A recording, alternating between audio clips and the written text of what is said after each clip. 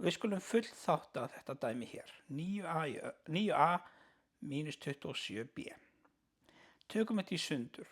Ef ég sé náttúrulega strax hvað er sameiginlegt hérna, þá get ég tekið það út úr sviga og séð hvað verður eftir í svigunum. En ef ég sé þetta ekki, þá get ég tekið 9 í sundur, 3 sinnum 3, og 27 í sundur, 3 sinnum 3 sinnum 3.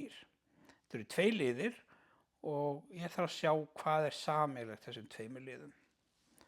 Og það er, ef við skoðum þetta, þá er 1 þristur sameiginlegur hér, þá er hann kominn.